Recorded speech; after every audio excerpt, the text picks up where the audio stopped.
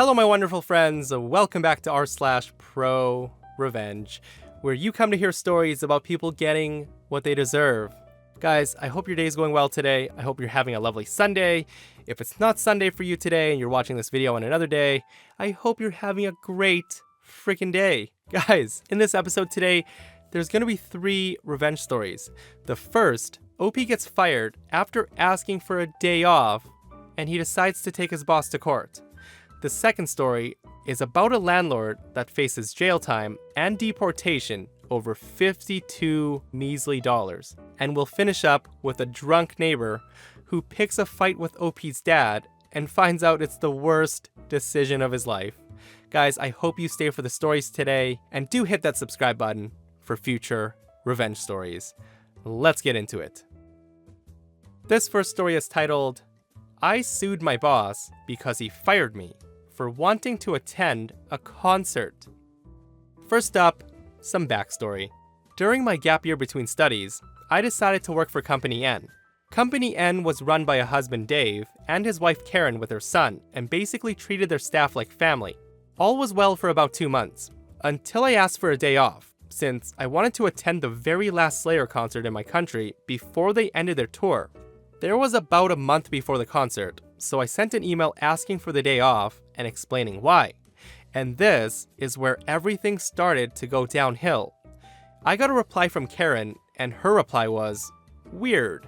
She stated that that's not how asking for a day off works.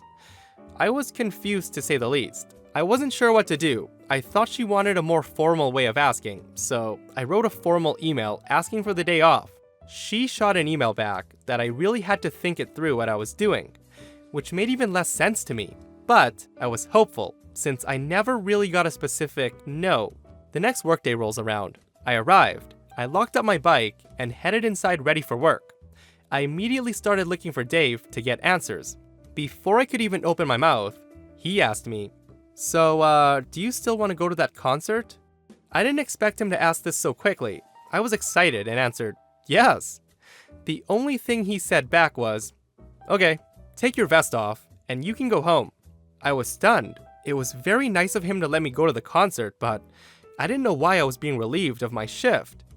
It took a while, but the words started to sink in, and I looked at my colleagues, which were preparing for opening. When it finally sank in what was happening, and that I was being fired, anger flowed in. I'm not a confrontational person, so I simply took off my vest and gave it to Dave. Without a word, I left and started biking home. When I got back home, I told my mother what happened. We started sending emails for extra information and got very Karen-like emails back.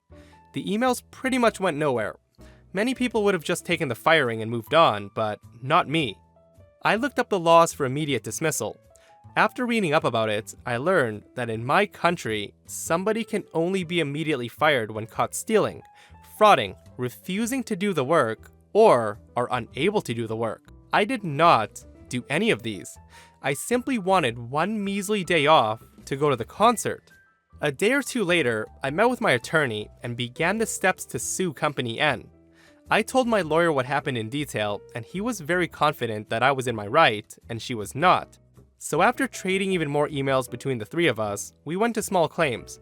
I came prepared in a suit with my attorney in tow, and Karen showed up alone. I guess she assumed she won because she thought she was right. The trial began, and I was as professional and as objective as I could be, and Karen did the same. Well, she did it for about half the trial. When she realized that evidence was piling up against her, she resorted to calling me a spoiled brat, among other things, and I'm safe to say that was the point the judge ruled in my favor, and I won. It may have taken about 6 months from the moment I was told to go home, but in the end, I got 6 months of pay from Dave and Karen, and it was 100% worth it. In the end, I went to the concert, and it was the most awesome concert that I've ever been to in my life. Now that is a win. OP got to go to the concert, and he won 6 months of pay from that couple.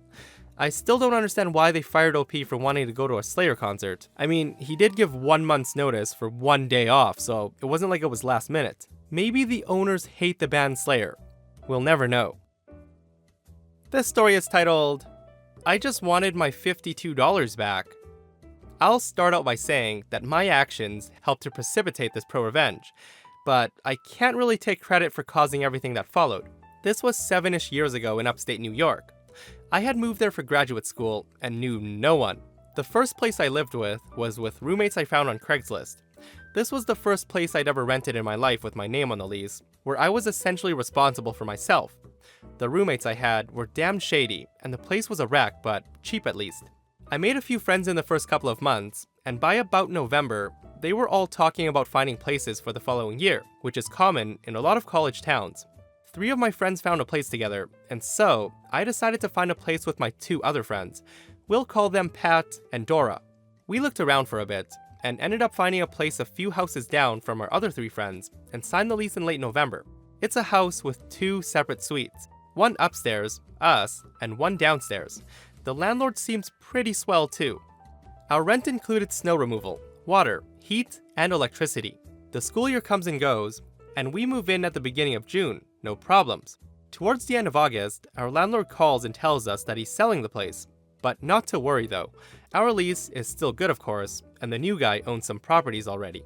Cool, whatever. We get the address of the new landlord to send the checks to, no big deal. The new landlord seems fine. We call in October about a power outlet not working, and he gets it fixed. He's good about the snow removal, and no real problems. We barely interact with the downstairs neighbors, and over the course of the year, we only have half a dozen interactions where we need to ask them to keep it down.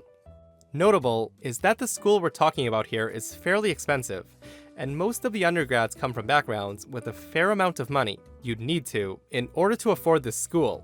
The downstairs neighbors have really nice cars, and a lot of nice stuff in the garage. It seems likely that they come from money. They also let us have their beer bottles and cans to recycle, which is really nice of them, and it nets us like $10 to $20 a week. The school year comes and goes, and we move out. I move out first, over Memorial Day, since I'm working in Asia for the summer, and then planning to move out of state after that. I don't see the place again, but I ask my roommates to clean well enough that we can at least get some of the deposit back. I leave for Asia, and in early July, I email Pat and Dora asking if they've received their deposits back. They had, and Dora sends me a scan of it. Going through, we each lost $70 for cleaning and damage, and then there's a bill for $52 for the water bill. I don't know what condition they left the apartment in, so I guess maybe it took a few $100s to clean. Then I remember that the water was included in the rent. I bring this up with both of them, which they remember as well. I email the landlord and mention this to him. At this point, I assume that maybe he just has a different setup at the other properties and made an honest mistake. Accidents happen. I hear back from the landlord 2 weeks later. He asked to see the copy of the lease, and reflecting on this, I assume he thought I wouldn't have access to one since I was in Asia. I have Dora and Pat scan me the lease, mail him a copy, and email it to him. I hear back 2 weeks later, and he says he'll send us the money. By the time I get the money, it's late August, and I'm home from Asia. And yay, I get my $52 back. Talking to Dora and Pat a few weeks later, since Pat had just gotten engaged and was Skyping the whole old crew, I find out that neither of them had gotten their $52. At this point, I was pissed. Clearly that was not an honest mistake. The landlord assumed that I didn't talk to Pat and Dora, and that they wouldn't find out. Pat and Dora are pissed. I'm pissed. We dig out the contact information from the undergrads who live downstairs, and we let them know what's up. We also let the current residents know what happened, since we happen to have contact info for some of them. We write them an email, and I provide copies of all my emails with the landlord and the lease. I hear from Pat and Dora that they just got their money 30 days later, and that the landlord was a dick about it. I don't think about it for a long time, even though I'm still in touch with Pat and Dora. But about 2 years after this happens, I get an email from a law firm asking if I used to live at the old address and if landlord was my landlord. I reply yes, and they ask to speak on the phone. The law firm belongs to one of the undergrad's dads, the guy who lived downstairs. Through the course of the conversation, I find out the same thing happened to the undergrad, and his dad was really angry about this, that someone would try to take advantage of his son. He has the time and the resources to go scorched earth on the landlord. Dad brings a case against the landlord and has his people comb through all of the landlord's records, former tenants, etc. As it turns out, he's been scamming people like this for quite a while. The lawyer explains to me that because of this, the landlord's facing jail time. He apparently did enough of this that they were able to provide evidence for it, and it escalated to the level of some really serious crime. It became like a criminal case over a civil one, I think. On top of this, I'm getting $70 back, and so are Dora and Pat as part of some settlement deal. The landlord has to sell his properties, and the kicker is, as it turns out, the landlord's legal status could be in jeopardy. Because of this being a serious crime, he may face deportation. I really just wanted my $52 back for the water bill. Guys, I've said this many times before. You can only screw over so many people before you mess with the one person that will bring you down. And in this case, the landlord screws over a tenant that ends up costing him his properties, lands him in jail, and he's now facing deportation. All because he happened to mess with the lawyer's son, who knows the power of written contracts. This last story is titled, Cheating Neighbor Gets Drunk, Picks Fight, and Gets Marriage Ruined in the Process. A few years back, this guy moved into a duplex next door to my family with his wife and 2 kids. His wife was a quiet, well-mannered woman, and their 2 kids were super sweet. The guy, however, was an alcoholic dirtbag who made it a point of being an obnoxious, rude asshat. Over the course of a few years, he bought and subsequently neglected a dog until it died, regularly did business with addicts out of his home, 2 of his clients got arrested outside of his home for possession of meth, and on multiple occasions, he would get trashed and bring home women while his wife and kids were visiting relatives in Texas. Eventually, his alcoholism started to spiral out of control, and he started getting into more and more shouting matches with his wife. My family would stay out of it and actively avoid interfering. There was never any physical violence, and we learned from his wife that when other people got involved, he would get even worse. For the sake of her and the kids' well-being, we left them alone. There were still instances, however, where we would get pulled into things. This epic bit of revenge came as one result of one such instance. My parents, 2 brothers, and I had just gotten back from a family gathering, and we were all pretty much drained from dealing with relatives all day. We pulled in and started unloading all the food from the back of the car when the neighbor's wife and kids came outside. We thought nothing of it until the neighbor came screeching out of the front door, hurling abuse at his wife while barely able to string coherent sentences together while in his drunken rage. His wife, not wanting to alarm the neighborhood, asked him to stop yelling because the neighbors, my family, were outside. In his stupor, he came to the conclusion that because this fight was happening on his property, it was illegal for us to listen to. He turns and starts screaming at my father, calling him a fat ass and other terrible names. He then proceeded to walk to the edge of the property line and threaten to kick my dad's ass. To paint you a picture of my dad, he's about 280 pounds of don't mess with me, and he doesn't put up with people treating him like crap. My dad gave his concealed handgun to my mom, calmly walked out to the property line, and looked my neighbor dead in the eye.